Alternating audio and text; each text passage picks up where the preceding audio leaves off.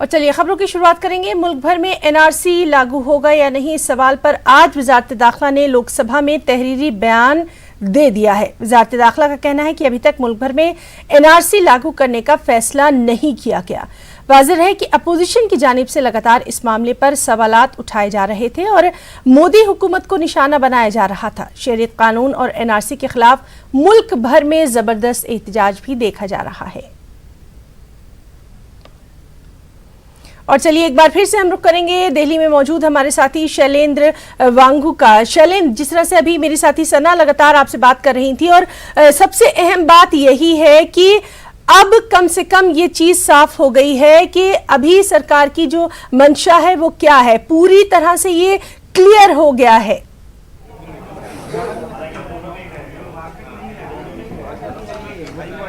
देखिए, जाहिर तौर पर जिस तरह से लगातार सीएए, एनपीआर और एनआरसी को लेकर एहतजाज हो रहे हैं देश भर में, दिल्ली में भी शाहीन बाग में एहतजाज हो रहे हैं, तो ऐसे में पहले तो प्रधानमंत्री मोदी साफ कर चुके हैं कि एनआरसी को लेकर कोई फैसला नहीं लिया गया, लेकिन अब इस बात को ऑफिशियली पार्लियामेंट के सामने रखा गया है। लोकसभा के सामने गृह मंत्रालय ने लिखित में जवाब दिया है और कहा है कि फिलहाल एनआरसी को लेकर, एक सवाल के जवाब में कहा गया है कि एनआरसी को लेकर फिलहाल कोई फैसला नहीं लिया गया है। तो अपने आप में एक बहुत बड़ा बयान है, क्योंकि ये ऑफिशियल स्टैंड है होम मिनिस्ट्री का, जिसको आज लोकसभा में सभी मतलब यूं कहें कि एक जो लोकसभा है उसके सामने लिखित रूप से इसको रखा गया है और कहा गया है कि एनआरसी को भी लागू नहीं कराया जाएगा। लेकिन अब सबसे बड़ा सवाल यह है कि इसका इंपैक्ट क्या होगा, क्योंकि लगातार जिस तरह से एहतजाज हो रहे हैं देश भर में एंटी सीएए, एंटी एनपीआर और एनआरसी को लेकर, तो ऐसे में इस बयान का कितना असर होगा प्रदर्शनकारियों पे, एहतजाजियों पे, और साथ ही साथ विपक्ष का इस पर क्या रिएक्शन होगा, ये अपने आप में देखने वाली बात होगी। लेकिन फिलहाल आपको ये भी बता दें कि सीएए को लेकर भी एक सवाल पूछा गया था, जिसके बाद गृह मंत्रालय ने साफ कर दिया है कि अगर हम बात करें सिटीजनशिप अमेंडमेंट एक्ट की, तो इसके बावजूद जो अगर कोई पड़ोसी मुल्क में कोई मेजॉरिटी कम्युनिटी से आना चाहता है भारत, या यूं कहें कि कोई मुस्लिम अगर भारत में नागरिकता पाना चाहता है, तो उसके लिए भी दरवाजे खुले हुए हैं। और जाहिर तौर पर अगर वो लीगल तरीके से और कानूनी तरीके से अगर वो एलिजिबल अगर है, तो उसको नागरिकता मिलेगी। उस एक्ट में कोई बदलाव नहीं किया गया है, लेकिन उसमें आंकड़े भी दिए गए हैं कि करीब 21,000 से भी ज्यादा लोगों को पिछले 10 सालों में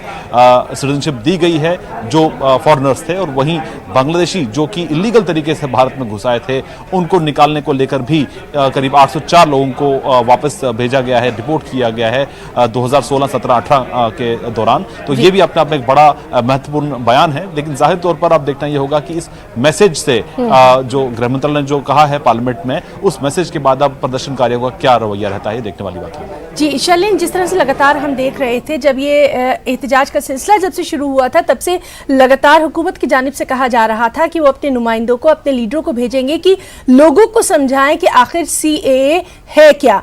एनआरसी का जो मसला है, ये भी लगातार आसाम के बाद से हम देखते रहे हैं।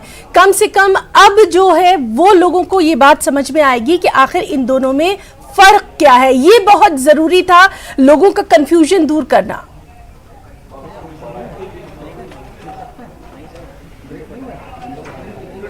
देखिए, अहम बात यह है कि अब से कुछ दिनों के अंदर, या यूं कहें कि 2 महीनों के अंदर ही एनपीआर का जो प्रोसेस है उसे शुरू कर दिया जाएगा। हालांकि बहुत से स्टेट्स ऐसे हैं जो कह रहे हैं कि वो एनपीआर को लागू नहीं करेंगे, कुछ स्टेट्स ऐसे भी हैं जो एनआरसी के लिए भी ऐसे ही बयान दे रहे हैं कि वो लागू नहीं करेंगे।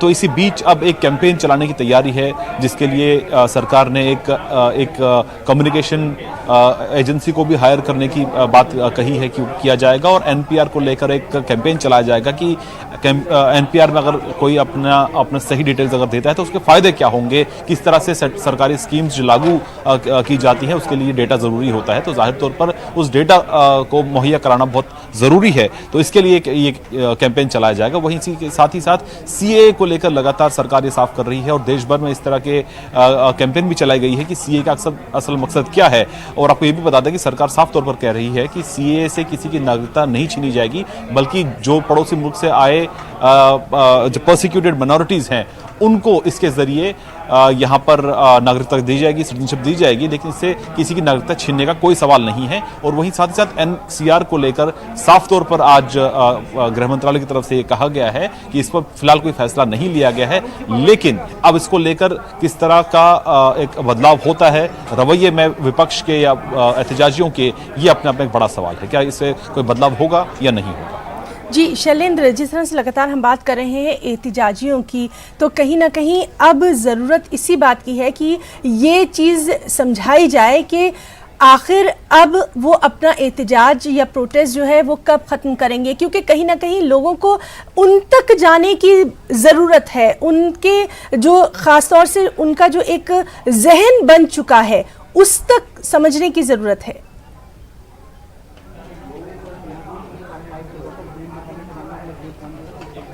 देखिए, ये अपना अपना एक बड़ा सवाल है, क्योंकि एहतजाज जिस तरह से हो रहा है, शाहीन बाग की बात करें या बाकी देश के अलग अलग हिस्सों की बात करें, तो लगातार या यूँ कहें कि पार्लियामेंट के अंदर भी इसको लेकर सवाल खड़े किए गए हैं। कल भी इसको लेकर देखा कि बहुत सी पॉलिटिकल पार्टीज इसको लेकर चर्चा की मांग कर रही थी।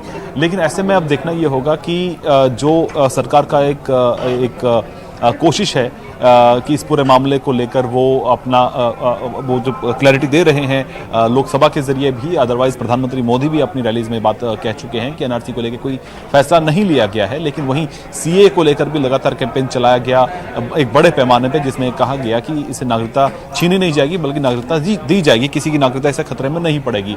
लेकिन ऐसे में एहतजाजियों का क्या रवैया रहता है, और लगातार जो एक कोशिश लगातार चल रही कर भी प्रधानमंत्री मोदी ने जो बयान दिया है उसे भी कई सवाल खड़े होते हैं। प्रधानमंत्री मोदी ने कल कहा था कि जिस तरह से शाहीन बाग हुआ है या बाकी इलाकों में जो प्रोटेस्ट हुए हैं, तो क्या ये संयोग है या प्रयोग है या कोई एक्सपेरिमेंट है? तो ऐसे में अपने आप में एक बड़ा सवाल ये भी है कि इसके पीछे असल मकसद क्या है। कई तरह के आरोप लग रहे हैं। दिल्ली में भी फिलहाल कैंपेनिंग चल रही है अलग अलग राज्यों से आए मुख्यमंत्रियों की, तो जाहिर तौर पर ये एक बड़ा मुद्दा है, ये एक पॉलिटिकल मुद्दा बन चुका है। हालांकि सरकार साफ तौर पर जी शैलेंद्र, तो बहरहाल सरकार का संसद में बड़ा बयान जो है वो सामने आया है और इस पर लगातार रिएक्शंस जो हैं उन पर भी हमारी नजर बनी हुई है। शैलेंद्र, बहुत बहुत शुक्रिया अदा करना चाहेंगे आपका तमाम तर तफसीली बातचीत के लिए। और नाज़रीन, हमारे साथ इस वक्त हमारे साथी खुर्रम शहजाद भी मौजूद है। खुर्रम, जिस तरह से आप लगातार एहतिजाजियों से बात कर रहे थे, चाहे जामिया की बात करें या फिर हम शाहीन बाग की बात करें, सबका यही कहना था कि एनआरसी को वापस लिया जाए, या मुख्तलिफ तरह के सबके रद्द-ए-अमल जो है वो सामने आ रहे थे। और आज इस ऐलान के बाद जो नजरिया है वो कहीं ना कहीं बदलने की उम्मीद की जा सकती है।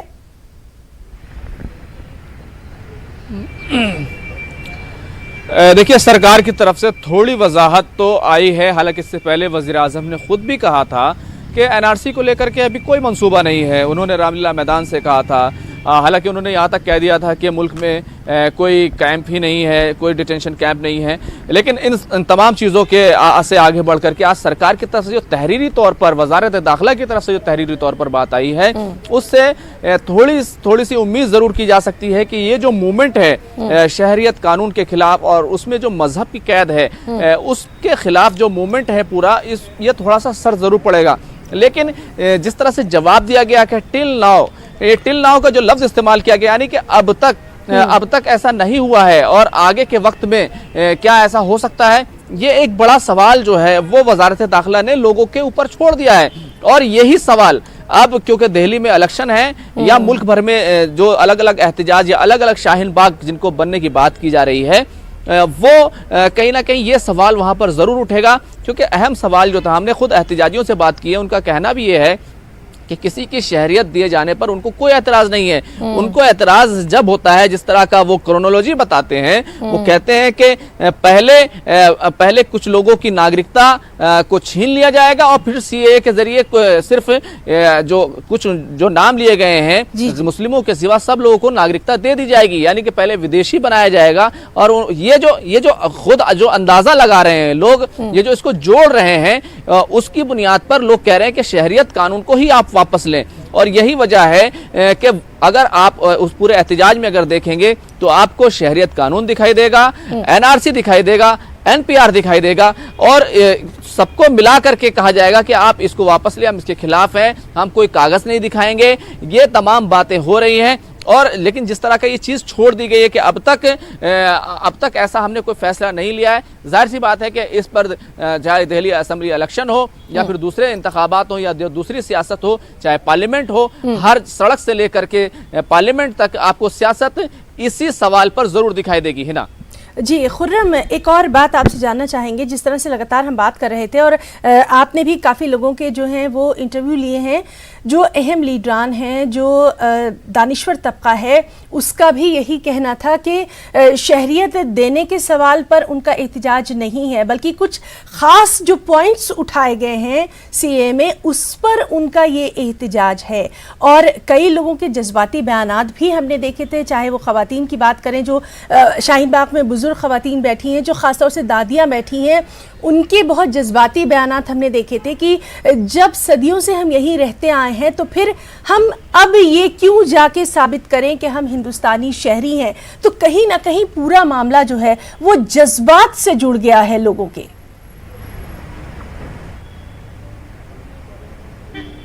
देखिए, जज्बात और सियासत क्योंकि दोनों साथ साथ चलते हैं, यही वजह है कि कुछ लोग ये कह रहे हैं कि हम कागज़ नहीं दिखाएंगे। हालांकि एनआरसी के लिए सरकार कह रही है कि हम ऐसा कुछ नहीं करने जा रहे। शहरियत कानून में अगर मजहब की कैद अगर हटा दी जाए तो ये प्रोटेस्ट रुक सकता है, जिस तरह से एहतजाजियों का अब तक रवैया सामने आया है। लेकिन इस पर पूरी सियासत हो गई और एक तरफ सरकार की तरफ से ये दलील दी गई कि गुमराह किया गया, और दूसरी तरफ आप देखेंगे अपोजिशन वो कहीं ना कहीं जो एहतजाज करने वाले लोग हैं उनके साथ पूरे तौर से खड़ा है, चाहे कांग्रेस पार्टी के लीडर हो, चाहे दूसरी पार्टियों के लीडर हो, सामाजिक कार्यकर्ता, सामाजिक कारकुन हो, वो सब के सब एहतजाज करने वालों के बीच में पहुंचते हैं और वहां पर उनको बताते हैं कि देखिए इस तरीके से ऐसा हो सकता है। तो ये जो सवाल अब तक फैसला नहीं लिया गया है, यही अहम सवाल है और यही वजह है कि आपको शहजाद, आप हमारे साथ लगातार बने रहिए। और इस वक्त हमारे साथ मौजूद हैं नवीन जिंदल साहब, जो कि स्पोक्स पर्सन हैं बीजेपी के। नवीन जी, बहुत बहुत इस्तकबाल करना चाहेंगे न्यूज़ 18 उर्दू में। और जाहिर सी बात है बहुत सारे इस तरह के जो डिस्कशंस हैं उसमें हमारी आपसे बातचीत होती रही है, बहुत सारे बहस व मुबाहिसे हमारे होते रहे हैं। आज इन तमाम चीजों के ऊपर आप क्या कहना चाहेंगे? पहला रिएक्शन आपका जानना चाहेंगे नवीन जी। जी धन्यवाद। पहली बात ये कि लगातार सरकार बाहर भी कहा और सदन में भी कहा और अब लोकसभा में फिर कहा कि एनआरसी पहले लेकर के आई थी कांग्रेस, सरकार लेकर के आई थी, उसी ने लागू किया था भाजपा। और ये बात देश के प्रधानमंत्री ने भी कही, रामलीला मैदान में भी कहा था कि एनआरसी ना तो भारतीय जनता पार्टी और एनडीए की सरकार लेकर के आई है, ना ही उसने लागू किया है, आसाम के लिए लेकर के आई थी। इसलिए एनआरसी के ऊपर अभी सदन के अंदर मैंने सुना नहीं, लेकिन जो मुझे बताया गया आपके अनुसार, वो अगर सदन में गृह राज्य मंत्री ने अगर बोला है तो स्पष्ट बिल्कुल सही बोला होगा कि एनआरसी के विषय में अभी कोई सरकार का कोई फैसला नहीं है। लेकिन बड़ा स्पष्ट है सीए के अंदर, जिसको लगातार सीए और एनआरसी को एक दूसरे से जोड़ा जा रहा है, ये बिल्कुल गलत है। सीए में किसी भी देश के नागरिक को पहली बात को अपना दस्तावेज दिखाने की आवश्यकता नहीं है और ना ही किसी से इसकी नागरिकता जा रही है। ये तो नागरिकता देने का कानून है, वो भी उन लोगों को जो कि दिसंबर 2014 से पहले भारत के अंदर रह रहे हैं, हिंदुस्तान में रह रहे हैं और जो 3 देशों के अल्पसंख्यक समुदाय के लोग हैं। उसमें किसी भी जाति, किसी भी धर्म के हों, सभी 8-7 जातियां टोटल है। तो इसलिए ये कहना, ये भ्रम फैलाना और उसको भ्रम के नाते पूरे देश भर में एक मुस्लिम हमारे भाई बहनों को एक उन्होंने उसको विलन के तौर पे पेश करना, उनको संगठित करने के नाम पे उनको डराने का फिर दोबारा से वही काम करना वो पॉलिटिकल पार्टियां कर रही हैं, जो राजनीतिक में पहले भी मुसलमान वोट का दुरुपयोग करते रहे, उनका शोषण करते रहे राजनीतिक तौर पे, वो बंद होना चाहिए। जी नवीन जी, आपसे हमारी बातचीत जो है वो जारी रहेगी और हम आपसे ये भी जानना चाहेंगे कि कहीं ऐसा तो नहीं है कि जो मैसेज देना चाह रही थी सरकार वो शायद नहीं दे पाई थी, इसीलिए ये जो एहतजाज का सिलसिला है ये इतना लगातार बढ़ गया। अभी हमारे साथ फारूक खान साहब भी मौजूद हैं, एडवोकेट हैं सुप्रीम कोर्ट में। फारूक खान साहब, आपका बहुत इस्तकबाल करते हैं और आपसे भी यही जानना चाहेंगे, एनआरसी के ताल्लुक से आज जो एक बड़ा बयान सामने आया है उस पर आप तकनीकी तौर पर किस तरह से उसको लेंगे?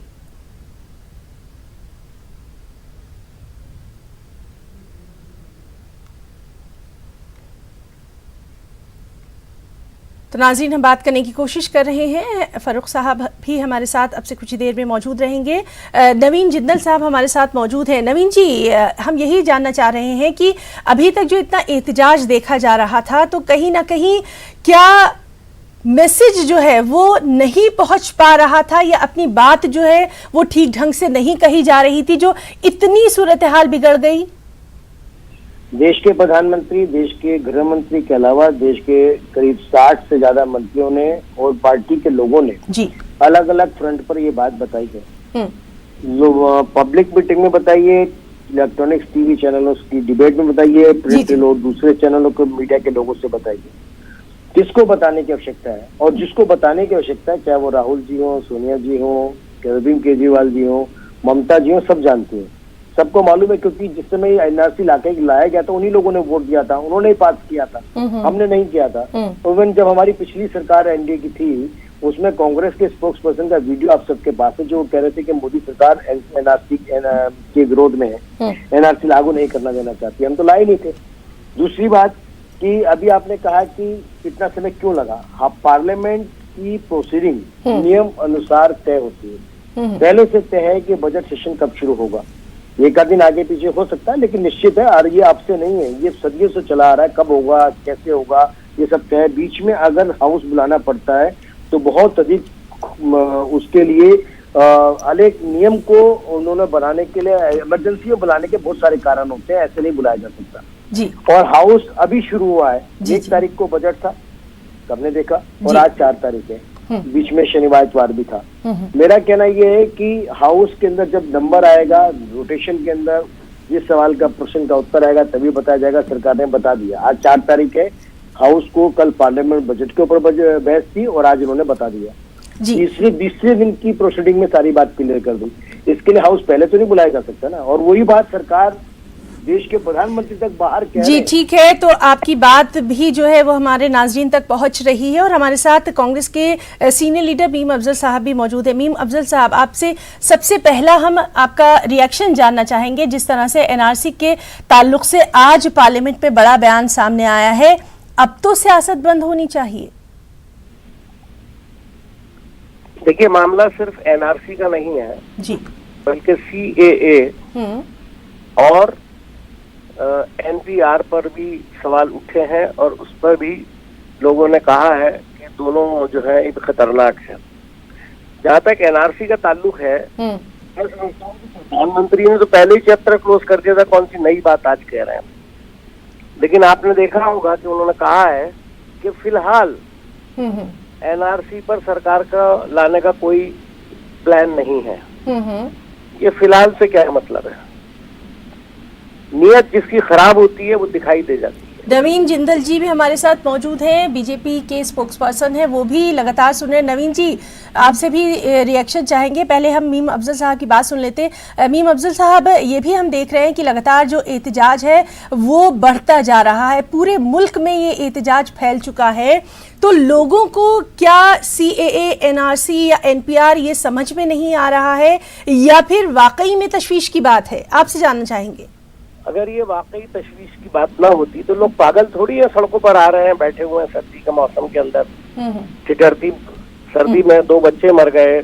उसके अलावा पूरे देश के अंदर शहरों के अंदर लोग बैठे हुए इसके खिलाफ मुजाहरा कर रहे हैं। तो इसका मतलब है कि ये इसमें कुछ हकीकत है। जो लोगों का जो डर है, जो लोगों का एतराज है, वो दुरुस्त है। बुनियादी बात ये नहीं है कि इसको बाकायदा एक कम्युनल लाइन देने की कोशिश की जा रही है, लेकिन मेरा ये कहना है कि ये कम्युनल बिल्कुल नहीं है। ये मामला हमारे आईन से जुड़ा हुआ है, यानी हमारा जो संविधान है ये उससे जुड़ा हुआ है। जब तक संविधान के मुताबिक अगर काम नहीं होगा तो उस पर ऑब्जेक्शन भी होगा। और ये तो ऐसा काम है कि संविधान से के खिलाफ जाते हुए एक ऐसा काम कर रहा है जिससे पूरी आबादी देश की जो है वो मुतासिर हो सकती है। एक बड़ी आबादी मुतासिर, सिर्फ मुसलमान की बात नहीं कर रहा हूँ मैं, एक बड़ी आबादी जो है मुतासिर हो सकती है। अब देखिए, एनआरसी का जहाँ तक मामले ने कहा कि अभी पार्लियामेंट के अंदर जवाब आया है, मैंने अभी देखा नहीं है, वो पूरी इसकी डिटेल मुझको नहीं मालूम है। जी जी। लेकिन मैं आपके कहने के मुताबिक जो बात कह रहा हूँ, जी जी, इसमें लफ्ज फिलहाल इस बात को जाहिर करता है कि सरकार की नीयत पहले भी खराब थी, आज भी खराब है। जी मीम अफजल साहब, हमारे साथ जुड़ने के लिए बहुत बहुत शुक्रिया हम आपका अदा करना चाहेंगे। और नाजरीन, इस वक्त हमारे साथ फ़ारूक खान साहब मौजूद हैं जो कि एडवोकेट हैं सुप्रीम कोर्ट में।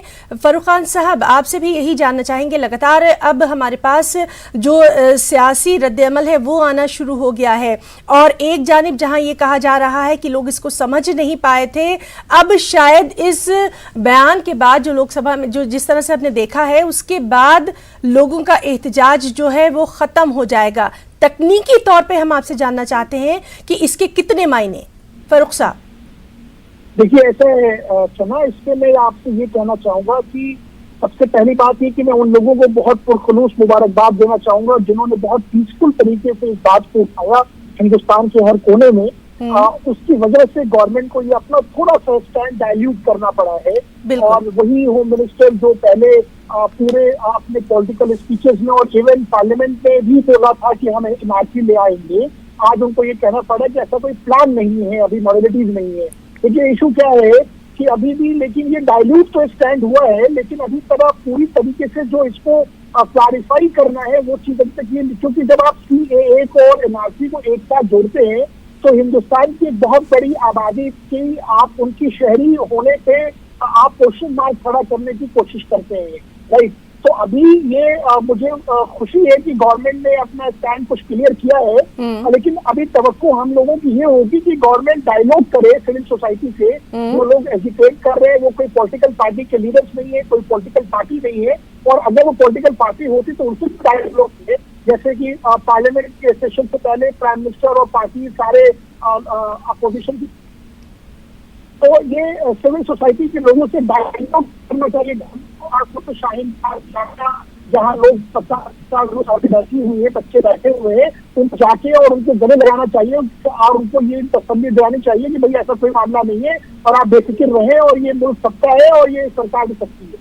जी फ़ारूक खान साहब, बहुत बहुत शुक्रिया अदा करना चाहेंगे आपका हमसे बातचीत के लिए। तो नाज़रीन, लगातार हम तमाम जो अहम लोग हैं उनसे रिएक्शन जान रहे हैं और इस वक्त बेहद अहम खबर, आम आदमी पार्टी का इंतखाबी मंशूर जारी हो गया है, आपका मैनिफेस्टो जारी हो गया है। दिल्ली असेंबली इंतखाबात के लिए आपने अपना मंशूर जारी कर दिया है। 24 घंटे 200 यूनिट मुफ्त बिजली की बात की गई है, हर घर में सीधे राशन पहुँचाने की बात की गई है, 24 घंटे साफ पीने के पानी की सहूलत की बात की गई है, जन लोकपाल और स्वराज बिल लाने की भी इस मंशूर में बात की गई है। तो आम आदमी पार्टी ने अपना इंतखाबी मंशूर इलेक्शन मैनिफेस्टो जारी कर दिया है। दिल्ली असेंबली इंतखाबात के लिए आपने ये जारी किया है। कुछ जो अहम इसमें बातें हैं जैसे कि 24 घंटे 200 यूनिट मुफ्त बिजली फराहम की जाएगी, हर घर में सीधे राशन पहुँचाया जाएगा, 24 घंटे साफ पीने के पानी की सहूलत दी जाएगी, जन लोकपाल और स्वराज बिल को लाया जाएगा।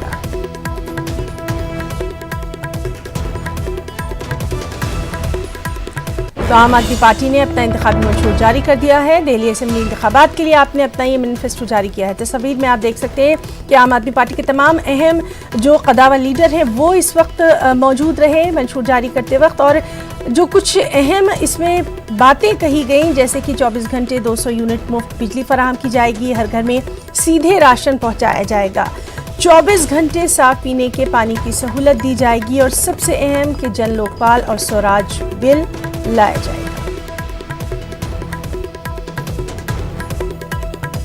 ये जो प्रस्तावना मैंने रखी है आपके सामने, ये एक तरह से भारत के संविधान की जो प्रस्तावना है जिसमें न्याय, स्वतंत्रता, समानता और बंधुत्व को मूलभूत आधार बना के लिखा गया है, उसी को इफेक्टिव इम्प्लीमेंटेशन के लिए बनाई गई है। ये मैनिफेस्टो एक सपना है, जैसा मैंने कहा। इस मैनिफेस्टो में लिखे सपनों की दिल्ली बनाने को हम 2 हिस्सों में बांट सकते हैं, 2 रोड मैप, इसके रोड मैप को 2 हिस्सों में बांट सकते हैं। पहला, माननीय मुख्यमंत्री जी की ओर से जारी किया गया एक गारंटी कार्ड जिसमें केजरीवाल की 10 गारंटी, आज दिल्ली उन सब के बारे में बात कर रही है, वो भी इस मैनिफेस्टो का हिस्सा है। और दूसरा, कुछ विस्तृत कामों की सूची है जो आम आदमी पार्टी की सरकार अगले 5 साल में करेगी। 10 गारंटियां आप सब जानते हैं, पर आपके रेफरेंस के लिए फिर से मैं एक बार यहां दोहरा देता हूं। केजरीवाल जी की अगली सरकार गारंटी लेगी कि हर बच्चे को अच्छी शिक्षा मिल सकेगी, इसकी गारंटी सरकार लेगी। दिल्ली के हर बच्चे को, दिल्ली के हर व्यक्ति को स्वस्थ रहने की गारंटी, उसके इलाज की गारंटी अगली सरकार लेगी। हर व्यक्ति के लिए पीने के शुद्ध पानी की गारंटी, ताकि नल से वो 24 घंटे शुद्ध पानी उसको मिल सके, उसकी गारंटी दिल्ली सरकार लेगी। 24 घंटे घरों में बिजली आ सके और 200 यूनिट तक के बिजली के बिल लोगों के जीरो रहें, और साथ साथ पूरी दिल्ली में अलग अलग कॉलोनियों में जो तारों का जंजाल बिछा हुआ है, दिल्ली को तारों के जंजाल से मुक्त कराने की गारंटी अगली सरकार लेगी। और कोरोना वायरस से जुड़ी बेहद अहम खबर, कोरोना वायरस का असर एयर इंडिया की परवाज़ों पर भी देखा जा रहा है। एयर इंडिया की परवाज़ें हांगकांग नहीं जाएंगी।